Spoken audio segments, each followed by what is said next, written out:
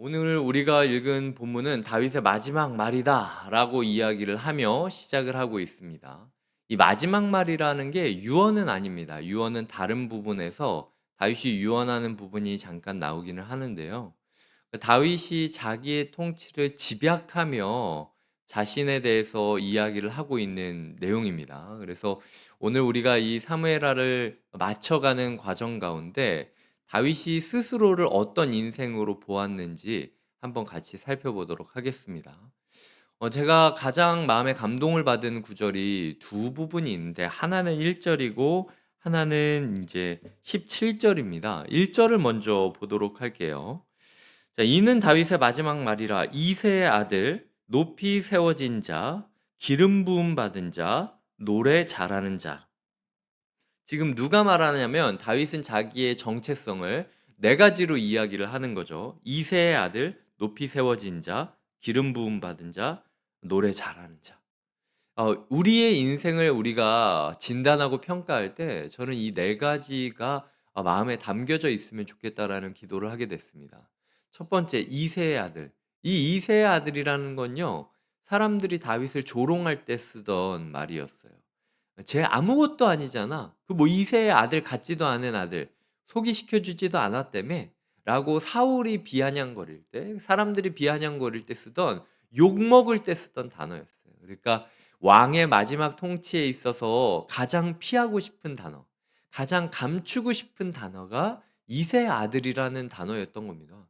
근데 아이러니하게도 다윗은 공개적으로 자기의 마지막 이야기를 하고 있는데 "나는 이새의 아들이다. 너희가 욕하던 그 아들 그게 맞아."라고 이야기를 하는 거죠. 아무것도 아닌 존재가 나야. 맞아. 니네가 나를 봤을 때 그렇게 부족하고 연약하고 비천하고 "그게 나 맞아."라고 이야기를 하는 거죠.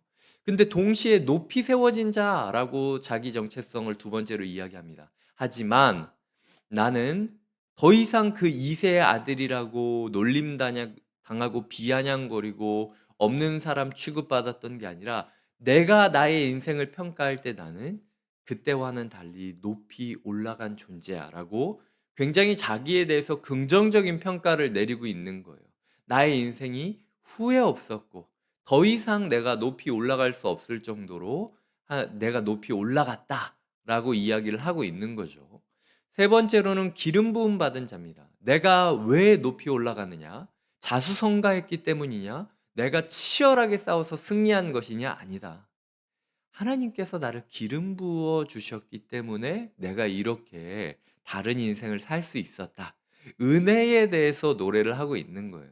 자기의 비천함을 이야기하고 사람들이 자기를 놀렸던 그 모습을 이야기하는 게 자기 비하에 빠지거나 자기를 부정하려고 하는 것이 아니라 오히려 그 또한 내가 인정할 수 있는 넉넉함을 가지게 되는 거죠.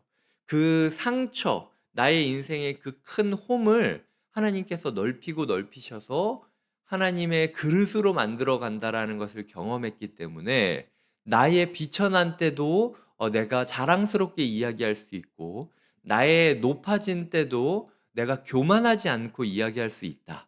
나는 기름 부음 받은 자다라고 이야기하는 거죠. 마지막으로는 난 노래하는 자다라고 이야기를 합니다. 은혜 입었기 때문에 내가 하는 모든 행동과 모든 말이 하나님 앞에 찬양이 된다라는 것을 알고 살아갔던 것이 다윗의 인생이었다라는 거죠. 그러니까 다윗은 한마디 한마디, 행동 하나하나, 몸짓 하나하나가 하나님을 향한 찬양으로 승화되는 삶을 살았던 게 다윗의 정체성이라는 겁니다. 우리가 우리의 인생에 매듭을 짓게 될 때 우리는 우리 자신을 무엇이라고 이야기할 수 있겠습니까? 어 이새의 아들, 높이 세워진 자, 기름 부음 받은 자, 그리고 지금은 노래하는 자. 하나님께서 우리에게 새로운 정체성을 주고 있다라는 거죠. 두 번째로 기억하셔야 될 것은 그 17절입니다. "내가 나를 위하여 결단코 이런 일을 하지 아니하리이다. 이는 목숨을 걸고 갔던 사람들의 피가 아니니까 하고 마시기를 즐겨하지 아니하니라. 새 용사가 이런 일을 행하였더라." 여기 관련돼서는 제가 전에 7월 8일인가 금요기도회 땐가 아마 한번 설교를 드렸어요. 아둘람 공동체 이야기를 하면서. 그렇기 때문에 그걸 참고하셔도 좋을 것 같고 중요한 건 다윗의 인생 가운데 그저 '아유 저기 내 고향의 물을 마시고 싶다.'라고 이야기를 꺼내는 넋두리 하나 때문에 목숨을 걸고 그 물을 뜨러 갔던 동역자들이 있었고 그 동역자들이 가져온 그 물을 보고 다윗이 그냥 자기의 만족을 취하고 꿀꺽꿀꺽 마셨던 게 아니라 그 물을 하나님께 드리면서 "하나님 이 동역자들이 자기 목숨을 소중하게 여기게 해 주세요."라고 고백하면서 "우리 모두의 것을 하나님께 예배로 드리겠습니다."라고 이야기하는 그 선한 관계가 있었다라는 겁니다. 그러니까 다윗 곁에는 다윗과 목숨을 바쳐 함께 걸어갈 사람들이 있었다라는 거죠. 저는 이게 건강한 교회의 모습이라고 생각해요. 목사는 어떻게든 순장님들을 아끼고 목사는 어떻게든 봉사자들을 봉사하지 못하게 막고 소위 말해서 "당신은 이것만 봉사하면 됩니다. 너무 무리하지 마세요.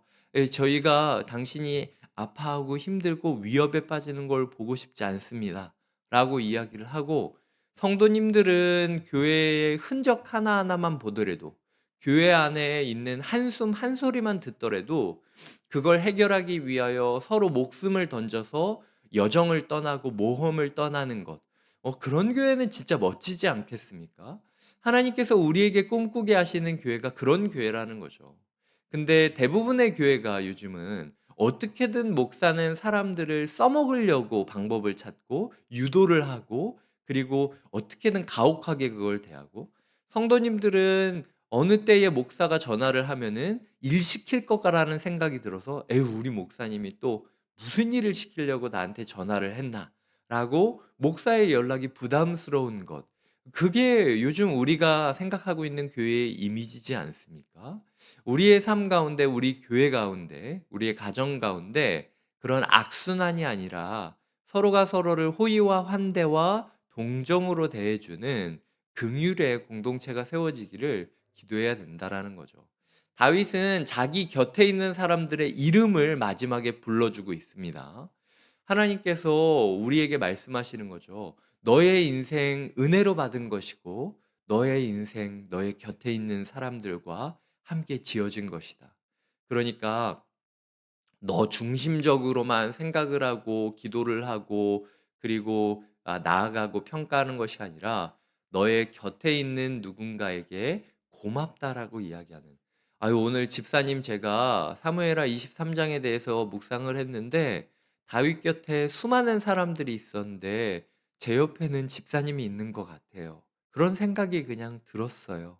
라고 오늘 본문이 이야기한 것처럼 한 사람이 몇백 명과 싸워 이기고 쉬지 않고 나의 문제를 해결해지기 위해 고군분투하고 나의 한숨소리조차도 마음에 받아서 같이 기도하고 싸워주는 동역자에 대한 감사의 표현이 오늘 우리에게 필요하다라는 거죠.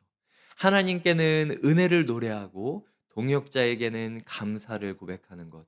그것이 오늘 주님께서 주신 사명임을 믿어주시길 바랍니다. 하나님께서 오늘 우리에게 말씀하고 계십니다. 이 1 절부터 7 절까지 사이에 주시면 어 2 절에 여호와의 영이 나를 통하여 말씀하심이여 그의 말씀이 내 혀에 있도다라고 이야기를 하고 있습니다. 5 절에 보면은 영원한 언약을 나와 더불어 세우셨다. 모든 일에 준비되고 견고하게 하셨다. 그러니까 나의 모든 구원과 나의 모든 소원을 어찌 이루어 주시지 않겠느냐라고 고백을 하고 있습니다. 오늘 우리의 하루 가운데 모든 그 초점이 하나님을 향한 말씀과 약속에 초점이 맞춰지셨으면 좋겠어요. 말씀 위에 설 때에 은혜와 동역자 정신을 회복할 수 있는 거고요. 약속 위에 설 때에 모든 일, 만사에 구비되고 견고해질 수 있다. 나의 모든 소망이 어찌 이루어지지 않을 수 있겠냐? 라고 고백할 수 있게 된다라는 거죠. 하루 종일 말씀을 읊조리시기 바랍니다. 그게 어떤 말씀이어도 좋아요. 하나님께서 주신 말씀 가운데 우리가 되뇌이고 되뇌임으로 말미암아 하나님을 사랑하고 하나님을 찬양하고 하나님을 경외하시는 하나님 말씀의 대언자, 말씀의 통로가 되시는 하루가 되시길 주님의 이름으로 축복드립니다. 이 시간 함께 기도하겠습니다. 오늘 우리가 기도할 때 하나님 아버지, 우리 가운데 은혜의 정신이 외쳐지는 하루가 되게 하여 주시옵소서. 사람들이 나를 비하하는 모습, 거기에 내가 마음 흔들리고 부정하고 분노하는 게 아니라, 그래 맞아, 나 그런 놈 맞아, 그래도 하나님이 나를 높이 세워주셨다고 믿고, 그것이 나의 공로 때문이 아니라 은혜 때문이라고 믿는다. 그래서 나는 오직 하루 종일 말씀을 읊조리고 약속을 읊조리며 주님께 찬양하는 자가 되겠다. 두 번째로는 나의 인생 가운데 말씀을 읊조리고 약속을 되뇌이다 보니 나와 함께 싸우고 있는 동역자들이 떠오르더라. 그 동역자에게 감사를 고백하는 하루가 되겠다. 나 혼자 살아가는 인생이 아니라 함께 싸워가는 인생이었다라고 소중한 사람들에게 감사를 표하는 하루를 보내겠다 결단하며 함께 기도하도록 하겠습니다. 하나님 아버지, 감사드립니다. 오늘도 우리에게 말씀을 주시고 오늘도 우리가 주를 찬양하게 하시니 감사드립니다. 주님, 다윗의 마지막 말을 할 때의 자기의 정체성을 어쩌면 자기가 가장 듣고 싶지 않았던 말로부터 시작을 합니다. 맞다, 나 이새의 아들 맞다, 니네가 나 그렇게 욕하던, 그렇게 비아냥거리던 그런 사람 맞아. 하지만 나 거기서 허우적거리지 않는다. 이제 나는 내가 존귀히 높임받았다라는 사실을 믿으며 나아갈 수 있어. 나의 능력이 아니라, 나의 자격이 아니라 은혜 때문에, 기름 부음 받았기 때문에 이제 내가 건강한 자아성으로 살아갈 수 있다. 이제는 내가 나의 하루 종일 모든 순간을, 모든 행위를 주님께 찬양하며 살아가는 자로 기억되겠다라고 고백하는 은혜의 노래를 부르는 하루가 되게 하여 주시옵소서. 하나님, 우리 삶에 우리의 누가 동역하고 있는지 깨닫게 하여 주시옵소서. 나만 생각하는 신앙생활이 아니라, 나의 인생을 나 혼자 사는 것이 아니라 더불어 사는 인생이었음을 기억하며 나의 곁에서 함께 싸워주고 있는 동역자에게 고맙다라고 고백하는 하루가 되게 하여 주시옵소서. 그냥 고맙다라고 말하고 끝나는 것이 아니라, 이러이러한 일을 했을 때 내가 이러이러한 마음이었다, 그래서 주님께 이러이러한 기도를 드렸고 이러이러한 예배를 깨닫게 되었다라고 영적으로 풀고 영적으로 교훈하는 그런 감사의 고백이 되게 하여 주시옵소서. 하나님, 그럴 때에 우리 곁에 많은 사람들이 모이고 나 혼자 고립되어 살아가는 것이 아니라 함께 투쟁할 수 있음을 깨닫게 됩니다. 주님께서 우리에게 주시는 하루 끝까지 말씀을 되뇌이며 약속을 소망하며 살아가게 하여 주시옵소서. 감사하고 예수님의 이름으로 기도드립니다. 아멘.